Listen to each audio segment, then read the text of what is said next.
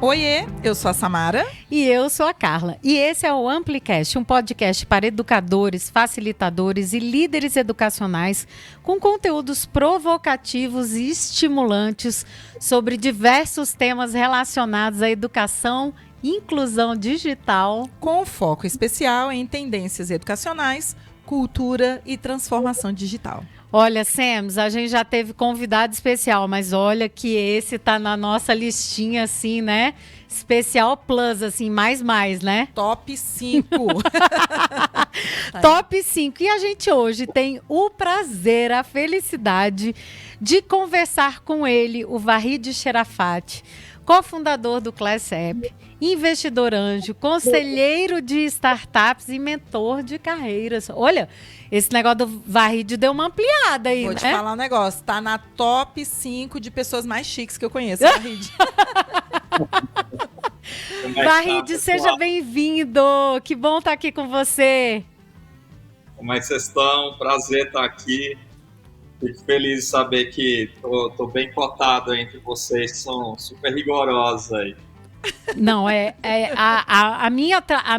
o meu rigor é um pouco mais embaixo. A Samara, o nível dela, eu tô pra ver, porque pra passar pelo crivo da Samara é difícil. Tá vendo? Tá vendo? Então, ela falar que tá no top 5, assim, 5. De pessoas chiques que eu conheço. Nossa Senhora. Porque eu conheço poucas, gente, por isso que o meu é top 5. Uhum. E eu lembro de vocês lá do Rio Grande do Sul ainda. Não, então, eu me lembro daquela vez que a gente se conectou lá e o mais engraçado que eu me lembro é que a gente foi jantar com ele, com o Fernando, né, que foi o causador desse nosso encontro. Aliás, o Amplicast começou com o Fernando. Foi, o Amplicast começou com o Fernando. O Fernando era o nosso co-host, né, ele estava aqui com a gente. E aí a gente foi jantar e eu falava e você falava e o Vahid só ficava assim olhando, né? Ping-pong. Quem são essas duas doidas que não paravam de fala uma coisa, fala outra, não sei o quê. E continua a mesma coisa, Vahid. Mudou nada. Só os cabelos brancos da Samara, eu acho. Mas o resto mudou nada. Mas, Vahid, antes da gente, enfim, explorar aqui vários tópicos que eu tô mega curiosa, porque toda vez que a gente se encontra, você tem uma novidade por aí, né? Mas olha só, eu queria começar o seguinte. Quando ninguém falava de inteligência artificial, você já estava se especializando e estudando esse assunto específico, né? Essa área do conhecimento, e se formou na Unicamp nesta área de inteligência artificial. Aí a minha pergunta, assim, aquela pergunta de $1 milhão é: como é que você sai deste lugar de inteligência artificial, passa pela educação e agora hoje está aí como conselheiro, está como empreendedor e conselheiro de startups? Dá um histórico aí para quem estiver aqui com a gente, escutando a gente, para entender quem é o Vahid, de onde ele veio e quais são essas grandes motivações que te levaram a esses caminhos profissionais. Muito bom, Carla. Olha, eu acho que assim é um lugar parecido com muitos dos que estão aqui participando, provavelmente professores, educadores, empreendedores. Assim, começa com aquele sonho de criança, assim, né, de virar astronauta, cientista e tudo mais.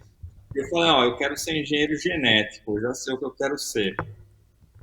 Só que aí, para arrumar isso no Brasil, você tem que rodar, né?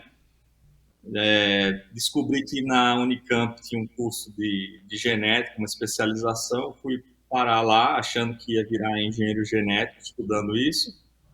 Depois que eu fiz 6 meses de estudo na área de genética, descobri que não era para mim, não era nada que eu imaginava, não tinha nada a ver com o meu sonho. E aí, falei, e agora, José, vai fazer o quê, né? E aí eu vi lá uma matéria, inteligência artificial. Falei, olha, interessante isso aí, vamos atrás, vamos descobrir como é que funciona isso. E aí que eu comecei a me interessar pelo tema e tenho sorte de, até hoje, de amizade com o meu orientador de pesquisa na época.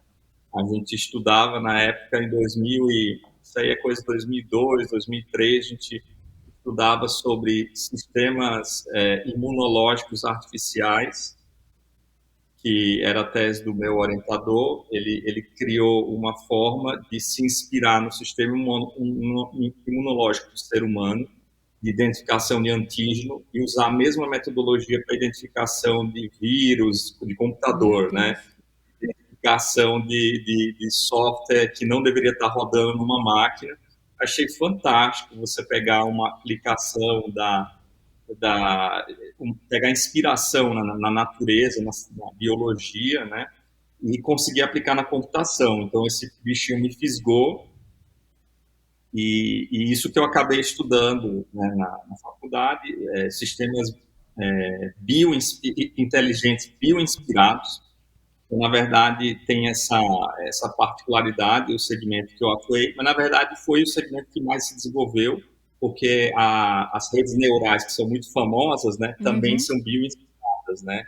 Então, a gente estudava formiga, comportamento de formiga e de cupim, para criar algoritmo de roteiro, de otimização de rota e clusterização de dados. Chega de buzzword de falar disso, né? Não, mas eu tô achando isso assim, gente. Fenomenal. Ô, Samara, você tá curtindo? Ai, eu adoro. Nossa, eu ficaria horas ouvindo Varride falar disso, Carla. Não, porque isso já conecta, inclusive, com a coisa que é a minha maior paixão, que é comunidade, né? Que tem tudo a ver com isso aí. Tudo a né? ver. Então, Tudo a ver. a gente descobriu que as colônias de formiga, elas têm comportamentos inteligentes no nível coletivo, mas no nível individual elas têm muito erro, mas no nível coletivo elas têm muita precisão. Então, isso inspirou uma área de inteligência chamada Complexity Science e sistemas coletivos inteligentes. Isso foi super estudado e inspirou técnicas até de roteirização de pacotes de internet, e viram que se eles seguissem lógica das formigas, seriam mais bem-sucedidas do que lógicas determinísticas. Mas é bem interessante esse mundo. Nossa, aí. Olha, mas assim, não é longe mesmo do ser humano não, né? Gente, é incrível, porque a natureza é sábia. O que a gente tem que lembrar é que tudo que a gente programa, entendeu? Já está aí na natureza, a gente está tentando aprender com elas. Isso sim, sensacional. Varride, você trabalhou nessa área dentro da Unicamp, quando você estava lá estudando, fazendo graduação. Como na graduação fiz pesquisa na área, né? Acabei estudando, fazendo pesquisa, publicando alguns artigos, e ia seguir a carreira acadêmica, estava tudo certo, estava tudo combinado. E o que aconteceu aí, no meio do caminho, que você virou empreendedora, assim? Me conta aí um pouquinho. Só não estava combinado com as estrelas, cara. Pois tava tudo combinado. Pois é, sempre assim. E eu estava começando a escrever a tese, já tinha finalizado as matérias, e aí o meu orientador foi transferido para outra universidade e me deixou órfão. E aí eu falei, e agora, José, vou fazer o quê? Já é a segunda vez aí que eu vou ter que me organizar, mudar os planos aí. A genética tinha a inteligência artificial, a inteligência artificial tinha virado órfão. Daí eu decidi dar uma chance para o mercado de trabalho, que eu não tinha nem feito estágio, para você ter uma ideia. Então, eu finalizei a graduação e estava, assim, zerado com o mercado corporativo, e eu decidi não continuar, pelo menos dar um tempo, né, para a vida acadêmica, e dar uma tentativa no mercado. Fui parar em consultoria, me identifiquei com a lógica de também tentar ver o conhecimento que a gente tinha de gestão, de tecnologia, inovação, e aplicar para resolver um problema prático de uma organização ou da sociedade. E tive uma carreira muito, muito rápida na consultoria, tinha mecanismos de avaliação muito rápidos, então fui pegando projetos cada vez mais complexos. Trabalhei na Petrobras, na Vale do Rio Doce, na Unilever, na Vivo. Inclusive, comecei a pegar projetos no exterior também, dentro dessa consultoria, uma boutique em São Paulo, de consultoria. E fiquei 4 anos que eu achei que eu ia me aposentar nesse negócio. Que eu tava, todas nós aqui. Super bem, estava indo e de repente dei uma mudança, decidi tirar um sabático de 2 anos e meio, super não usual, tirei um mega sabático para ir para a área social e comecei a atuar fui para Israel primeiro, fiquei 1 ano e meio lá, depois fui para Cascavel, no Paraná, trabalhar como voluntário na área de educação de adolescentes. Nossa. Gente, que jornada, né? Não é? Meu Deus. Olha que a minha tem muita coisa aí, mas a tua, olha, é quase que imbatível. Nossa. Mas não parou aí, porque aí depois disso, o que aconteceu aí que você foi empreender? Nesse meio termo, eu me casei e aí minha família estava de cabelo em pé, porque falar assim, o cara chutou tudo para cima, casou e tudo. Eu lembro que o meu líder lá na consultoria achou que eu tinha sido um daqueles homens que ficou apaixonado, chutou tudo para cima e ficou maluco. E ele falou, olha, quando você estiver melhor, você me liga, entendeu? Quando você melhorar da cabeça, você me liga, né? E aí eu acabei depois atuando como consultor autônomo, né, numa empresa de médio porte, na área de fotografia escolar. Mentira! E aí, Sério? Fotografia? Não, Varride. Olha que eu sou doida, o povo me acha doida, Varride. Um dia eu te conto as minhas, né, essas minhas jornadas loucas. Mas você, olha, tá quase que insuperável mesmo. É que uma história paralela que eu gostei muito, eu trabalhava em São Paulo, quando eu fui para Cascavel, eu gostei muito do interior, eu gostei muito de cidade de médio porte. E aí eu fiquei pensando, como que eu posso continuar no interior? Eu disse, eu tenho que empreender, não tem outro jeito, aqui não tem bons empregos, né? E eu tentei abrir uma fábrica de sorvete no interior, lá em Cascavel.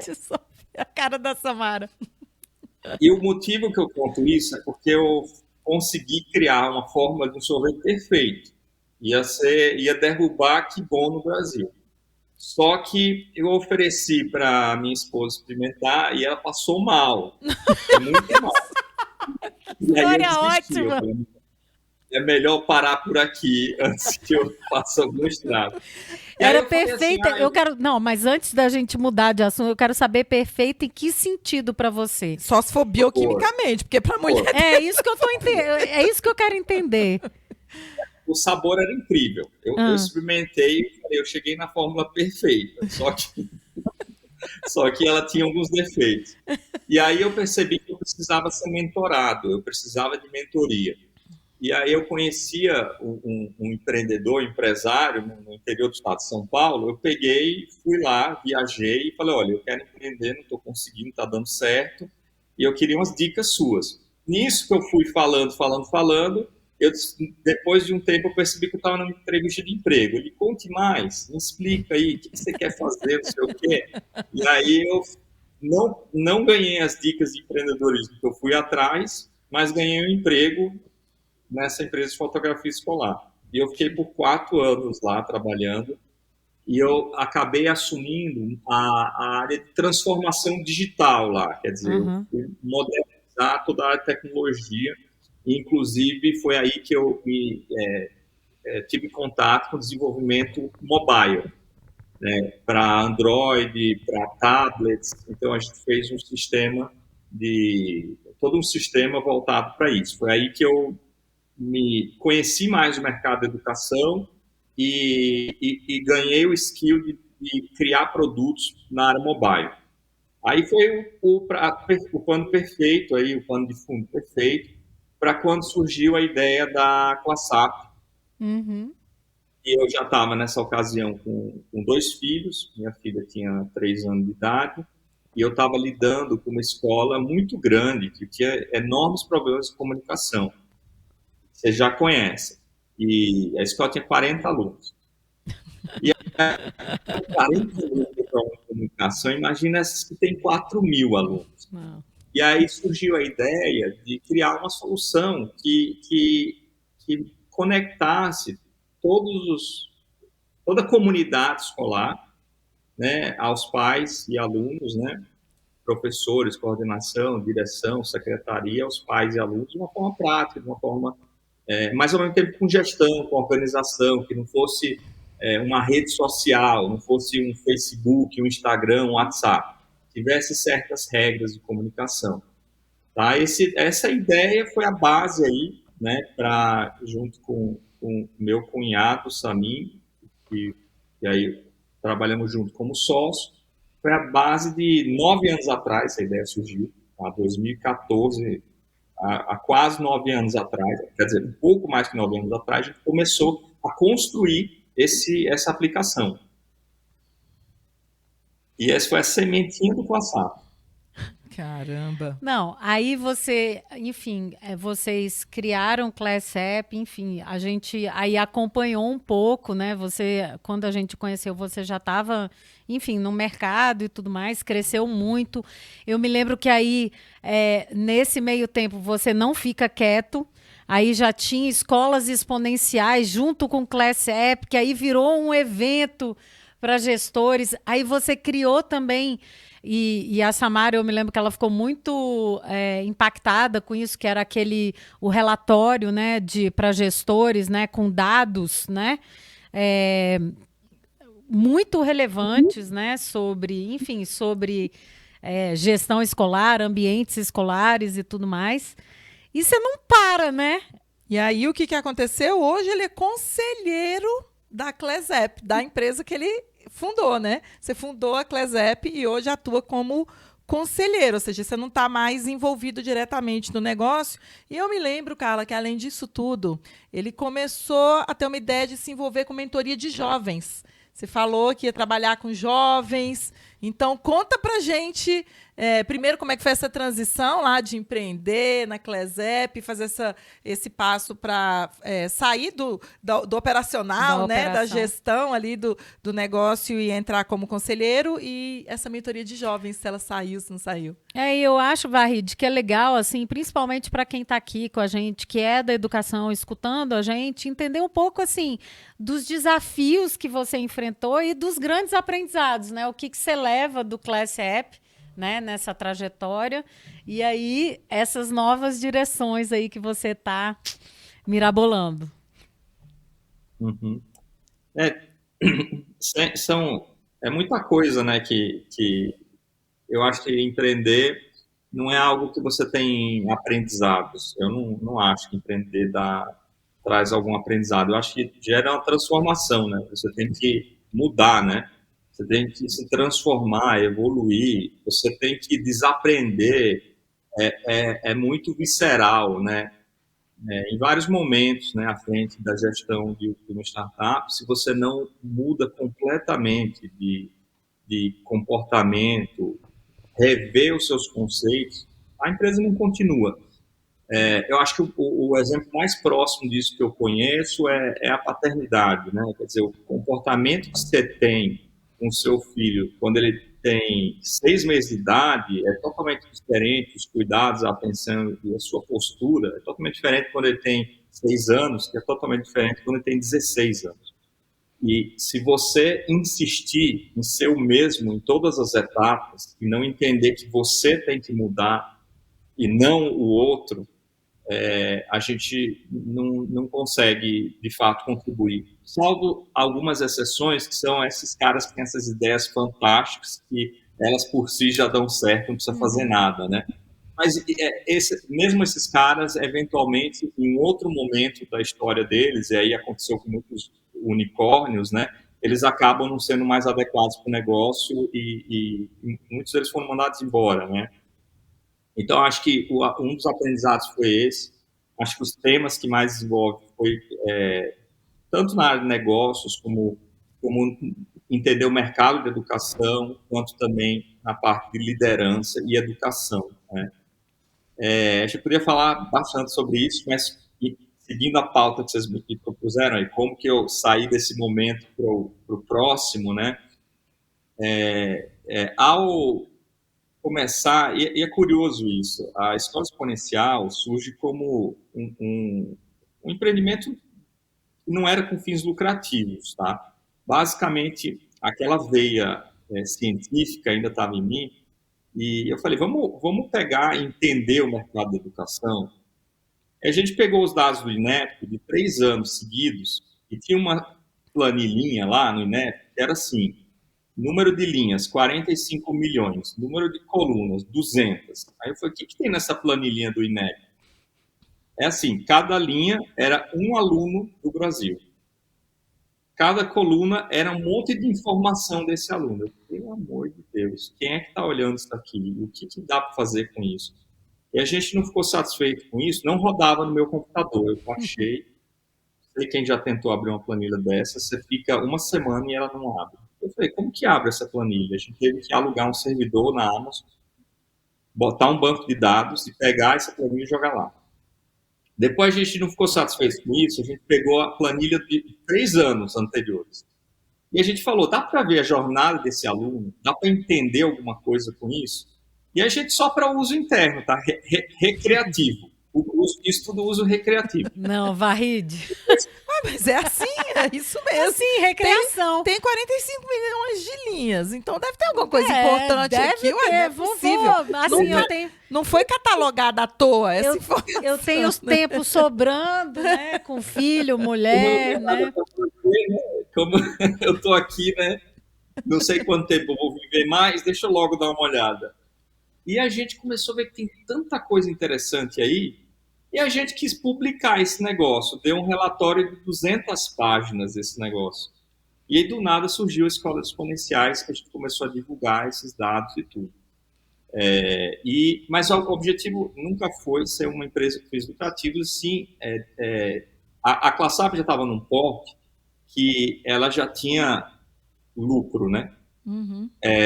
Enfim, a gente falou, vamos fazer alguma coisa para devolver para a sociedade o que a gente está ganhando. E aí eu decidi, quer saber, a área de educação é tão carente, é mais carente do que muita ONG por aí. Uhum. Vamos devolver para a área de educação isso daqui, em vez de financiar uma organização sem fins lucrativos local, vamos devolver para a educação com conhecimento, que é o melhor jeito de devolver para a educação é empoderar gestor escolar. Vamos empoderar líder escolar, gestor escolar, com tudo isso que a gente sabe. Então, a gente oferecia essas coisas para eles a custos, digamos assim, simbólicos. Tá? Então, esse relatório a gente vendeu a R$ 95,00 e 200 páginas. Tá? Ele tinha um valor que você podia cobrar R$90 mil uhum. dados analisados já. Se fosse colocar uma consultoria dessas que você trabalhou, era isso, né? Exatamente. E mais que isso, a gente começou a pensar em fazer algum tipo de certificação para a escola. A gente fazer uma pesquisa padrão numa escola com os pais para criar um indicador como se fosse um indicador, um IPCA do nível de percepção dos pais da escola, assim. Que eu conseguisse todo ano analisar isso e ver tendências, ver se regiões do Brasil estavam fazendo coisas diferentes. Determinadas escolas estavam fazendo coisa diferente, para até pegar cases de sucesso e divulgar num portal nosso. Então, esse foi o básico do Escola Exponencial, que foi um projeto, para mim, foi algo que foi um projeto feito com muito coração. Você vê que eu posso falar um monte sobre ele enfim, teve está agora num outro momento, mas ainda acredito que vai continuar contribuindo de alguma forma aí para o cenário educacional. Nossa, que legal, né? Meu Deus do céu. Assim, por diversão. Não sei quantas mil células ali e tal. Mas o que é mais interessante disso, Varride, é essa visão científica mesmo, né? Então, eu vou analisar quais são os fatores que tem ao meu redor, né? Trazer esses dados para a população e nós vamos discutir quais são as soluções que a gente pode encontrar. Aí, no caso, você estava atendendo no ambiente educacional, né? Então, eu sei que diretor de escola, e você acompanhou isso mais próximo que eu, tem muitos desafios, né? o desafio da gestão, da direção da instituição, ele é grande, né? Quando você está falando de uma instituição privada, a gente tem a questão da retenção de alunos, número de matrículas, então são muitos desafios. Na rede pública, a gente também tem, né, a questão de retenção, alunos que desistem da escola e por aí vai. Mas, nesse processo, e eu e a Carla, na época, eu falava para ela, esse relatório, Carla, tipo assim, meu Deus, é ouro, tipo assim, meu Deus, se todo mundo tiver noção do que tem lá dentro. E eu me lembro que eu comentava com ela, é muito interessante essa visão que você tem. Só que você levou essa visão para outros ambientes, né? Você também apoiou e mentorou aí profissionais que atuavam diretamente na educação, nas escolas. Como é que ficou essa ideia de você continua com mentoria na parte de conselheiro para gestores educacionais ou agora, porque eu sei que você está migrando. Dignity, né? Como é que chama? Empresa chique agora? Dignity. Então, eu sei que você também já fez outra transição, porque sua vida é gamificada, mas queria saber como é que tá esse o Farid é um Super Mario. Ele é gamificado. Ele é um cara gamificado, Super Mario total. Olha como as coisas a gente não consegue prever, né? Onde a gente vai, o que cada coisa. Você vê, então, esse projeto que nasceu com a intenção de ser simplesmente um braço social da ClaSap, acabou chamando mais atenção aí sobre nossa história, a empresa, a própria ClaSap e tudo, e a gente começou a receber propostas, né, de grupos maiores para continuar o sonho que a gente tinha feito até então, né, investir mais na ClaSap e tocar o negócio de forma mais profissional do que a gente estava tocando, né. Então, a gente acabou achando que fazia sentido isso, né, e então eu acabei saindo da ClaSap, ela foi adquirida por um grupo educacional, e também saí das escolas exponenciais, que acabou fazendo parte da mesma operação, e aí eu entrei numa nova etapa aí, de novo voltei, e agora? O que eu vou fazer, né? Continuo como conselheiro da ClaSap, mas agora com tempo e algum recurso para investir, o que eu posso fazer, né? E aí surgiu, acho que de cara já me deu vontade de querer interpretar um pouco o que eu aprendi até então, entender tudo o que aconteceu nesse ciclo aí de 9 anos empreendendo, e me deu uma vontade muito grande de fato, passar isso, sabe? Passar vários aprendizados que eu tive, adquirir eu pensei se eu queria, o que aconteceu, Carlos, Samara, contar, assim, na real. Quando eu saí desse momento, eu falei, pronto, primeira reação foi assim, eu posso fazer qualquer coisa que eu queira, será que eu devo sair da educação? Será que eu devo fazer outra coisa? E aí eu fiquei pensando, avaliei várias possibilidades, depois eu falei, nossa, eu realmente estou porque eu quero e não porque por acaso tinha. Porque aquele período empreendendo, você fica muito focado no negócio, como um relacionamento, né, que você entrou porque você quis, mas algo pode acontecer de algum momento você está perguntando, eu estou ainda porque eu quero ou eu estou aqui porque eu fiz um compromisso com esse relacionamento, né? E eu me fiz essa pergunta com a educação e eu cheguei à conclusão que eu estou porque eu quero mesmo. Né? E não só porque eu fiz um compromisso com ela. E isso me levou a pensar, né? Então, a primeira reação minha foi continuar investindo na área. Então, comecei a atuar como um investidor de empresas de educação, de techs e empresas afins. E a segunda reação foi mentorar esses empreendedores. E a terceira reação foi, de fato, estruturar isso de um jeito que possa impactar mais gente, pensar em como eu posso levar isso para mais gente. Então, foi pensar em montar, de fato, uma escola de empreendedorismo, né? Então, essas são as 3 iniciativas que hoje eu levo em paralelo, né? Esse mentor de startups, investidor de startups, né?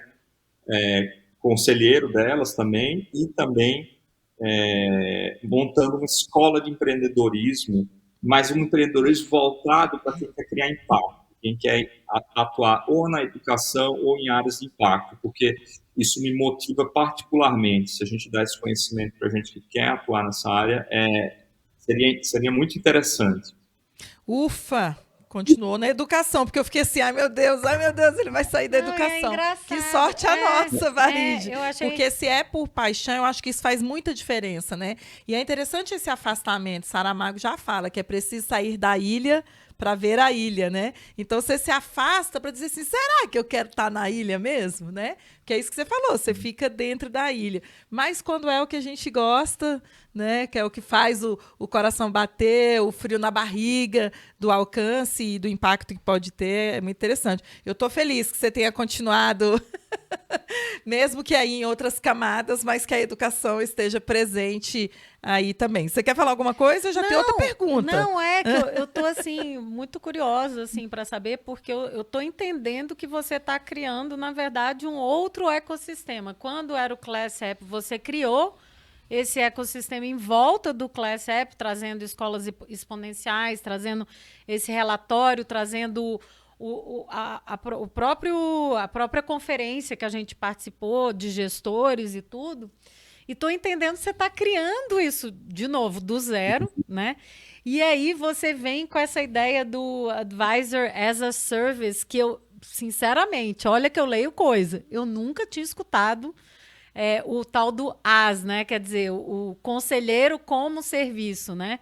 Esse aconselhamento como serviço, eu achei isso, tipo, fenomenal, porque, na verdade, é tudo que todo mundo precisa, né? Todo mundo precisa de um mentor.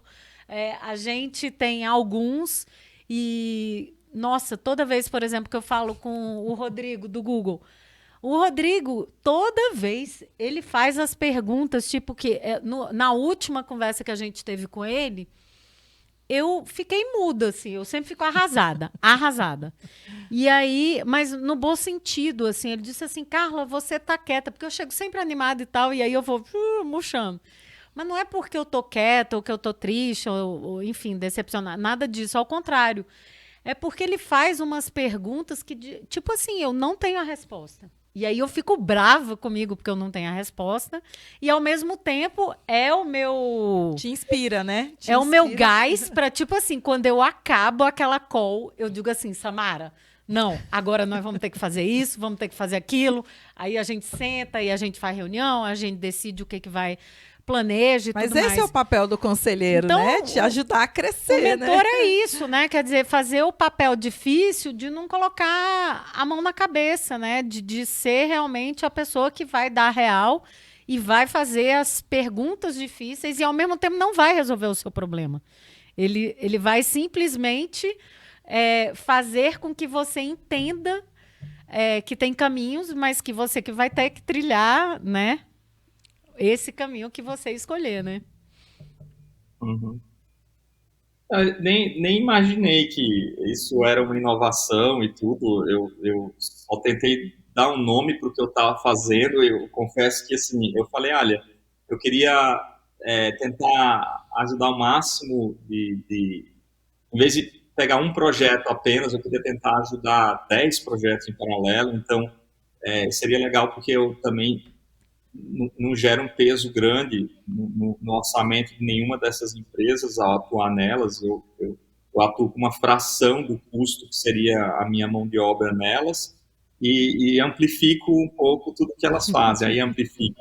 E aí deu a ideia de pensar que, olha, eu estou fazendo então um trabalho de Advisor as a Service, né, na economia né, de compartilhamento, basicamente, né. Assim, eu acho que é legal compartilhar que houve uma grande mudança de paradigma para mim ao longo do empreendedorismo, assim, no meio da jornada, em algum momento, quando começou a ficar muito difícil, e a empresa também, assim, sabe aquela etapa que o empreendedor está assim, ele está correndo, com a língua para fora, e tem um monte de coisa que não está funcionando, e ele fala, nossa, por que eu estou fazendo isso, assim, sabe? E eu tentei fazer um exercício, falar o que me motiva realmente, assim, por que eu, de tudo que eu faço, que mais me motiva. E eu descobri que não é apenas o fruto do trabalho, digamos assim, a ClaSap existir ou a Escola Exponencial existir, era acompanhar a evolução de muitas pessoas que estavam junto comigo e de pessoas que eu estava podendo ajudar a crescer e saber que elas também iam dar muitos frutos bacanas ao longo da jornada delas. Era curtir isso. Eu acho que a gente não faz muitas vezes essa evolução na nossa carreira profissional. Eu acho que em algum momento da nossa carreira, a gente não tem que tirar tanta satisfação das nossas conquistas mais. A gente tem que começar a tirar satisfação das conquistas de quem a gente lidera. E só assim, de fato, a gente vira líder. A gente, e líder que acaba sendo um sinônimo de educador, né? Porque a gente começa a querer pensar em como ajudar o outro a crescer e fazer mais impacto no mundo, e a gente começa a ser um pouco mais tolerante também com as nossas fraquezas, os nossos erros, as nossas limitações, né? E começa a curtir mais essa jornada. Então, eu acho que isso, quando aconteceu comigo, eu percebi que eu comecei a produzir mais. Eu comecei a atrair pessoas melhores e que essas pessoas começaram a evoluir mais. E de fato, o time da ClaSap, para mim, tenho muito orgulho, né, dos líderes que hoje estão lá. São pessoas que eu admiro e ajudei de alguma forma, mas aprendo com eles, né? Foram pessoas que eu recebi muitos insights também. Então, esse momento que hoje eu me vejo, eu gosto também de ver dessa mesma forma, né? Nossa, que bacana que outras organizações estão fazendo impacto e que podem fazer, e como eu posso participar e ajudar nisso. Ô, Vahid, tão legal isso que você falou, porque eu estava dando uma stalkeada no seu LinkedIn e é exatamente isso que eu vi, porque no seu LinkedIn, se você entrar hoje no LinkedIn do Vahid, Samara, é muito legal, porque, na verdade, é um bando de profissionais super novos, agradecendo ao Vahid pela oportunidade, ao ClassApp pela oportunidade que eles tiveram de crescimento profissional. Alguns que continuam lá depois de todo esse tempo, outros que decidiram traçar uma outra jornada profissional. Mas o LinkedIn do Vahid, se você entrar lá... É gratidão pura. Não, gente, é cheio dos meninos colocando lá... agradecendo, colocando... Tem até uma coisa legal que eu vi que vocês fazem lá no ClassApp, né? Do tanto de anos que eles estão lá. Então, eles vão lá, colocam comemoram, o cardzinho. Né? Eu estou aqui há 7 anos, há 1 ano, há 3 anos. Então, o que você está falando, eu vi isso na prática, assim, no seu perfil do LinkedIn. Eu achei isso sensacional, assim. E gosto muito desse conceito que você está trazendo e já fico imaginando se as pessoas se apropriassem, porque, claro, você na verdade, está criando um ecossistema, está criando um novo negócio, já criou um novo negócio, né? Mas, poxa, e se a gente se apropriar desse conceito do conselheiro como serviço, né, do mentor como serviço, que as próprias escolas mesmo se apropriem disso, entendam realmente o papel da mentoria no processo de evolução e de crescimento de qualquer pessoa que esteja orbitando naquele ecossistema, né? Eu vou para além, viu, Carla? Eu vou para além, não é só escola, não. Isso que vocês estão falando, gente, empresas. Atende ambiente corporativo. É uma visão muito interessante para quem trabalha com recursos humanos, com pessoas, né? Quem trabalha com gente dentro das instituições, na parte de gestão de pessoas. Porque o que vocês dois falaram é que vocês acabaram de mostrar o quão importante um mentor na carreira de qualquer profissional. Sim. Entendeu? E na educação é verdade que a gente tem alguns mentores.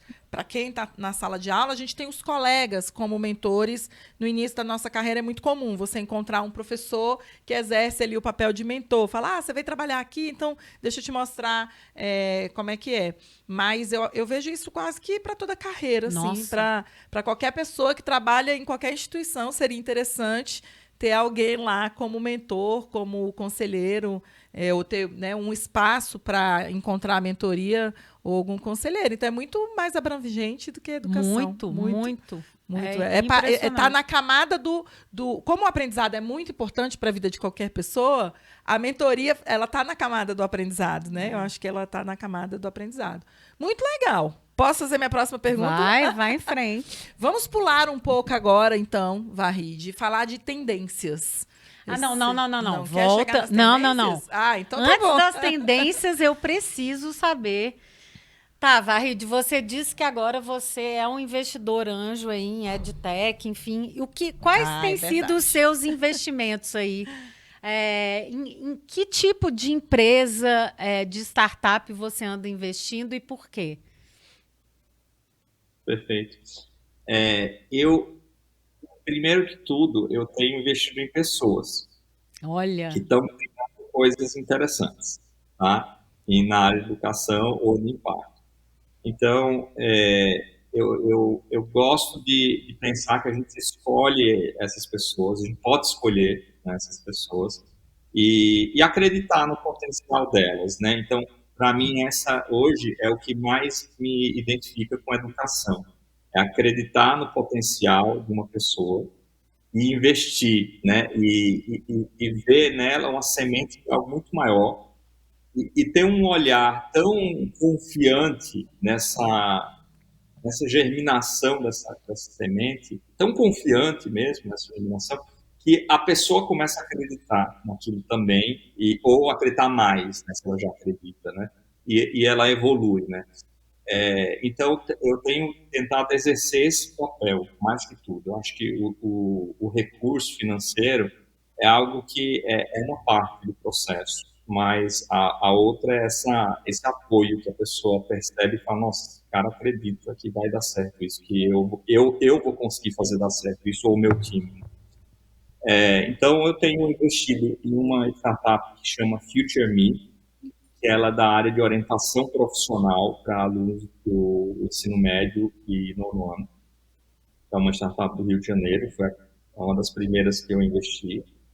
Outra chama Edu Futuro, que é uma escola por metodologia de projeto que trabalha competências do futuro e tecnologia no contraturno, é um curso livre, que a ideia é virar uma franquia, ela está começando. E eu estou mentorando também duas escolas no Rio de Janeiro, coisas que algumas pessoas não sabem, duas escolas do Rio de Janeiro, a também fazer um salto aí, de 30 anos que elas estão operando, elas têm desejo de fazer um salto. E é curioso que a expectativa, o que é e o que a gente começa a trabalhar nela, né? Eles tinham a expectativa que viesse com dezenas de ideias, vamos começar para amanhã e tudo começar elas. E eu falei, chama todo mundo para a gente conversar. Eu falei, quem é todo mundo? Todo mundo é os professores, os funcionários, a gestão, pais e alunos. Eu falei, a gente não consegue fazer isso. Eu falei, então chama representante de todo mundo aí. Veio 200 pessoas num sábado. Eu falei, e aí, o que vai fazer todo mundo junto? Porque a gente quer ideia para melhorar. Primeiro que a escola falou, mas peraí, mas a gente quer discutir coisa interna. Tá vindo pai e aluno, já tá estranho. Professor, a gente já ficou assim, se chamava ou não. Aí tá acontecendo isso. Então vai ser melhor ainda. Pode chamar. Aí a gente pegou e falou assim, gente, a gente vai passar o sábado aqui junto. E a escola tem 20 desafios.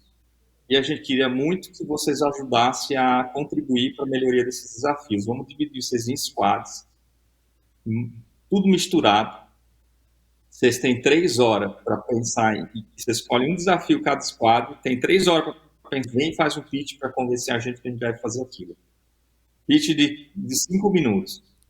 Foram lá, foi um show. Quando a gente veio 3 horas depois, tinha aluno no primeiro ano dando pitch, falando o que a escola devia fazer para melhorar. Tinha pai de aluno, tinha mãe de aluno falando. E todo mundo emocionado de que estava todo mundo no mesmo barco. E que não tinha ninguém de um lado e de outro. E a primeira coisa que eu queria que a escola entendesse é isso, não tem lado. A gente nunca inova quando a gente está numa trincheira. Infelizmente, em muitos negócios, a gente coloca alguém na trincheira. Às vezes é até funcionário, às vezes é parceiro, às vezes é o cliente, ou às vezes é a sociedade que está do outro lado da trincheira. Então, a gente sempre tem que criar a inovação a partir de um ponto de unidade, de colaboração. Porque até diminuindo, mas tem crítica do outro lado. Por isso tem que tirar a trincheira, porque vai piorar com a trincheira, vai vir granada se a gente ficar desse lado da trincheira. Então, vem para cá e tudo. A escola tinha um medo, falando, os pais vão vir aqui, vão embora e vão contar a sujeira que eles viram debaixo do tapete.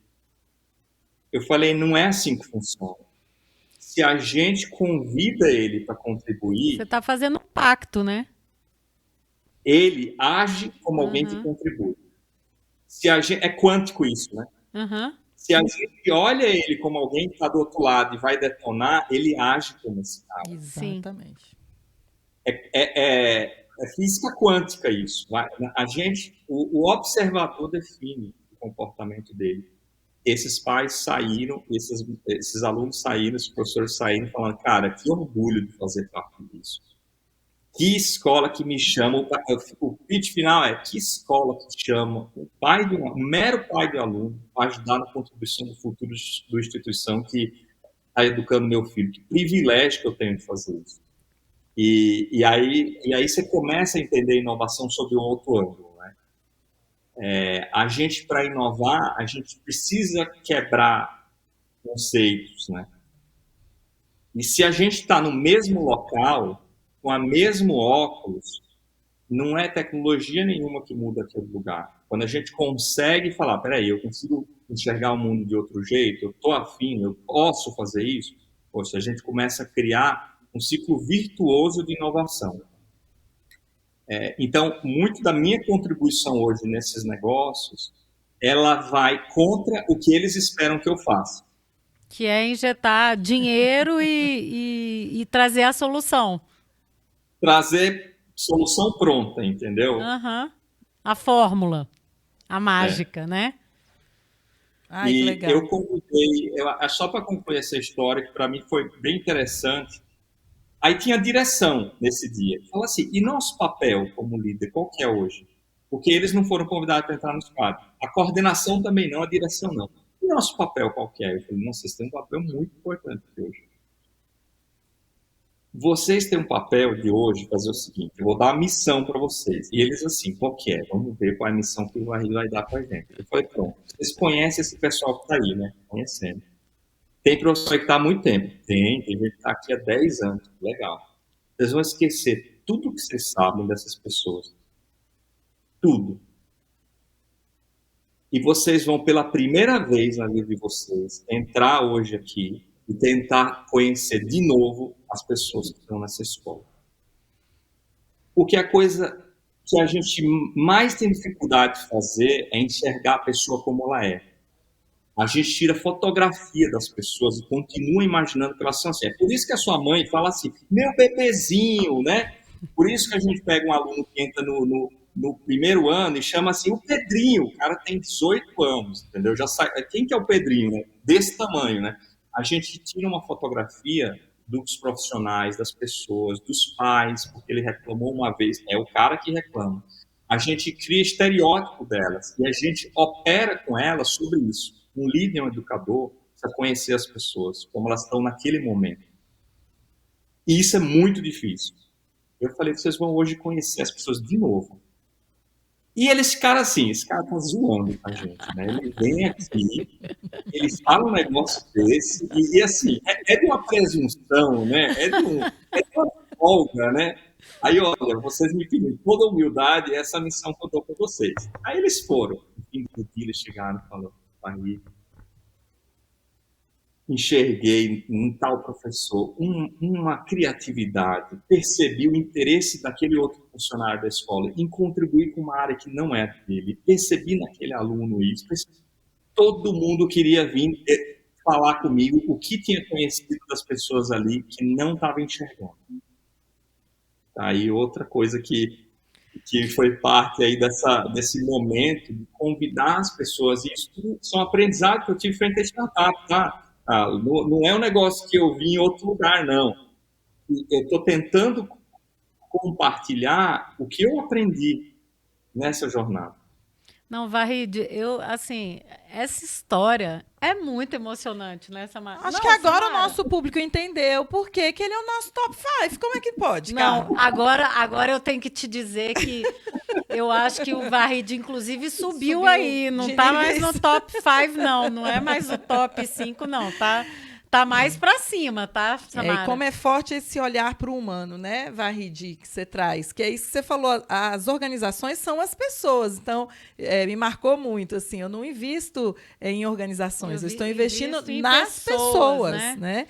E as organizações são as pessoas, né? Muito legal, muito inspirador ouvir isso. Inspirador e de uma esperança, assim, com a humanidade, né, Vahid, que, nossa, é muito emocionante. Não, sério, é muito emocionante.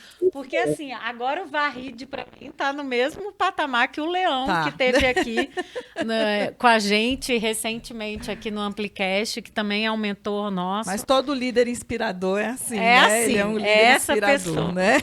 Bom, agora vá, Samara. Agora eu vou deixar. Mas você acha que a gente podia não ter essa história, Samara?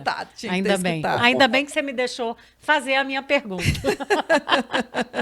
Mas por que a gente está falando de tendências aqui? Porque todo mundo que trabalha, a educação viveu uma experiência inusitada aí, né, Vahid, com a pandemia. A gente vinha falando em inovação para a educação. Quantos eventos, né, nós fomos, inclusive, com você para discutir que a educação precisava passar por uma... Precisava não, que ela iria passar por uma grande transformação tecnológica, principalmente, que ela era um dos segmentos do mercado que ainda não tinha passado por essa revolução toda. E aí a gente viveu, infelizmente, né, uma pandemia, uma tragédia, né, que nos colocou numa situação que somente por meio da tecnologia a gente conseguia resolver, que era continuar dando aulas para os alunos aí por meio da tecnologia, né? Por meio das aulas online.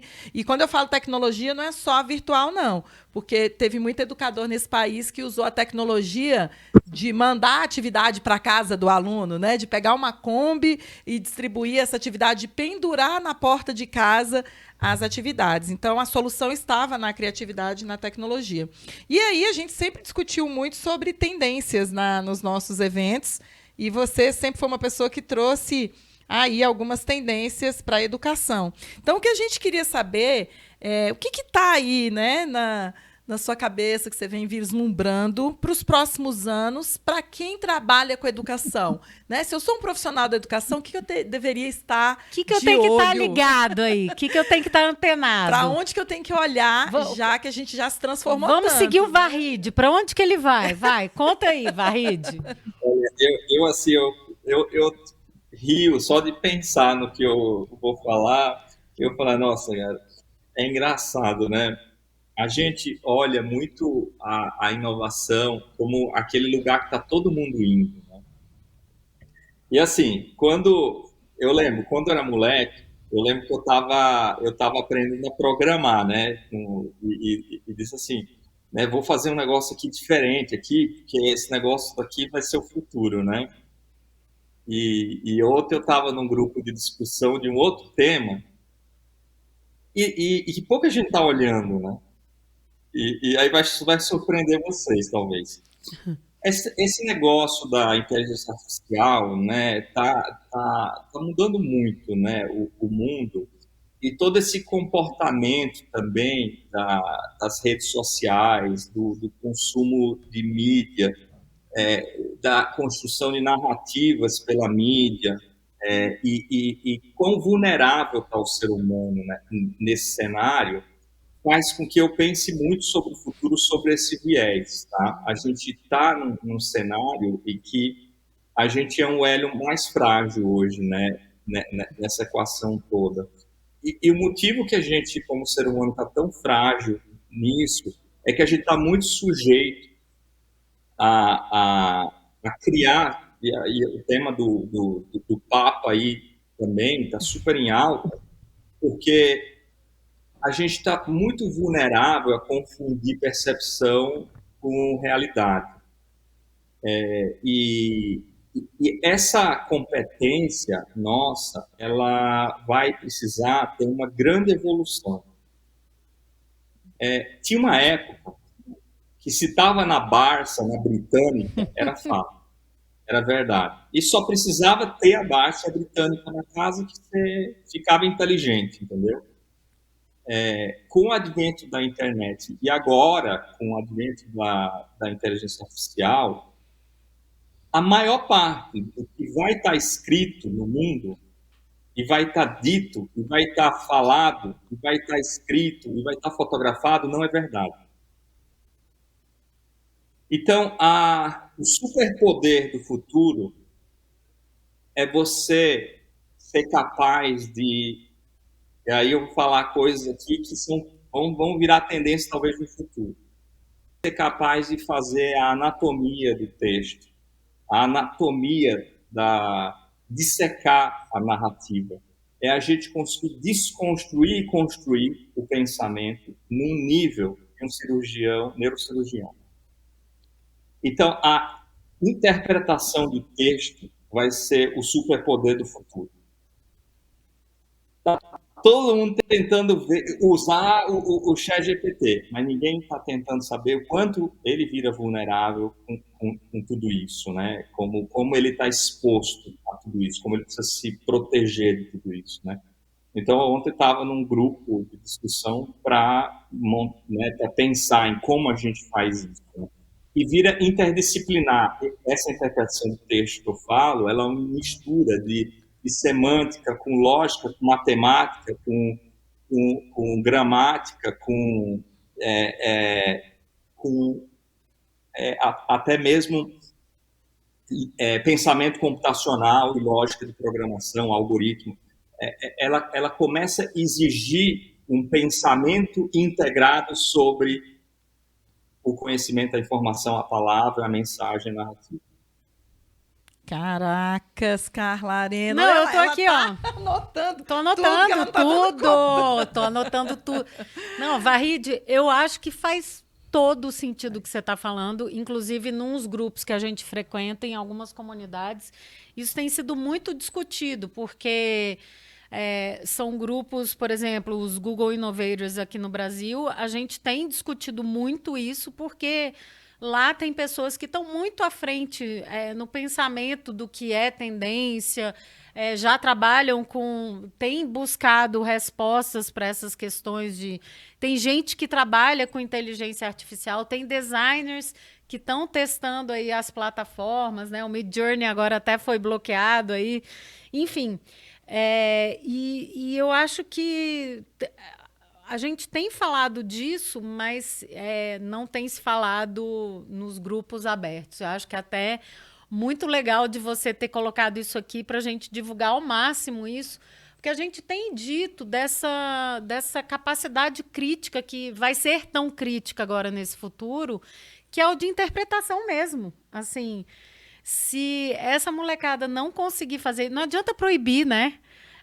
Na verdade, assim, como é que você vai desenvolver um currículo, na verdade, que integre isso, que faça essa integração? Porque hoje a gente tem tudo fragmentado, né? E agora está chegando um momento, tem um futurista que eu acompanho muito, que eu adoro, que não é o Gerd Leonard, que é muito bom, mas é o Frank Diana, que a gente sempre cita há anos. A gente cita ele nas nossas aberturas do Seminário Amplifica e tudo, que ele fala a maior capacidade do ser humano daqui para frente, a educação tem um papel fundamental nisso, a gente sempre mostra o gráfico, é a de conexão de pontos. Então, como é que as pessoas começam a entender essas conexões, né? E aí, essa parte de interpretação para entender o que é real e o que é fictício, o que não é verdadeiro, é realmente um desafio, como já se mostrou numa coisa simples aí, que foi a imagem do Papa, do Trump e tudo mais. Isso é o nível básico, né, que a gente tem aí. E aí tem mil questões políticas, éticas, econômicas que estão... Tem mil discussões aí que a gente vai passar anos aí discutindo, né, Vahid? Eu acho incrível você ter falado isso. Porque não me surpreendeu, porque você falou exatamente aquilo que nos diferencia da máquina. Né? Você vem falando pontos... O que é tendência? É o que nos diferencia da máquina, porque o que a máquina puder fazer por nós, o Gerd Leonard fala sobre isso, ela vai fazer, né? Assim como a calculadora há muitos anos resolveu contas de forma mais rápida do que a gente podia resolver, e o computador depois veio com essa intenção. Inclusive, esses dias eu assisti o filme lá do lançamento do computador, de como é que ele foi descoberto, foi muito interessante rememorar isso. Então, super adorei, Vahid, esse olhar para o que nos diferencia, do que as máquinas são capazes de fazer, porque são essas capacidades humanas que a gente vai ter que aflorar, né? A gente vem de uma origem de que o trabalho, a força de trabalho e o conhecimento era necessário para tarefas repetitivas e para ações repetitivas. Só que a gente está saindo disso, porque as ações repetitivas podem ser realizadas por dispositivos não humanos. Então, eu gostei. Eu vou guardar essa tendência aqui comigo. Não tinha pensado nela, mas muito bom. Não me surpreendeu, porque realmente é um olhar que a gente tem que ter. Você tem razão. É um olhar que a gente tem que ter. Mas você sabe o que eu achei mais interessante da nossa conversa aqui? Que a gente trouxe, assim, da nossa rede, né? De quem a gente tem contato próximo, um dos caras que realmente são da inteligência artificial, que estudaram isso e tudo mais. E a gente só falou de coisas humanas. Pode ver. É verdade. A gente não falou de inteligência artificial. Só agora no final, para contextualizar o que a gente tem de mais humano. Então, isso para mim já é um ótimo indício, né, Vahid? Muito bom também. Imagino que você esteja aí conversando com, enfim, cientistas, pessoas que estão estudando e preocupadas profundamente com tudo isso aí, e que a gente tenha caminhos aí de esperança, né? E que a gente mude a educação para esse lugar de interpretação que você tão bem falou aí. Bom, agora é o seguinte, Carla. Porque a gente poderia ficar aqui... Pode falar. Eu posso contribuir com mais uma capacidade que eu acho que vai estar em alta aí também, já que vocês pediram uma eu dou duas. Então, eu trouxe essa figura de um cirurgião mental dissecando o texto, a mensagem, né? Eu acho que uma segunda imagem mental que eu trago para a gente para o futuro é o seguinte: a gente vivia num mundo que tinha seca de conhecimento, de informação. Era que nem o Nordeste. Agora veio a transposição do Rio São Francisco lá e começou a encher a água e subiu. E esse lugar não é mais seco. Esse lugar ele está alagado de informação e conhecimento com 200 metros de faixa de água. E que nesse momento tem gente que ainda está pensando em como tirar água do poço. E a grande mudança que a gente tem que ter agora com o conhecimento é que a gente já não está mais pensando em como passar conhecimento, tirar do poço, passar para alguém.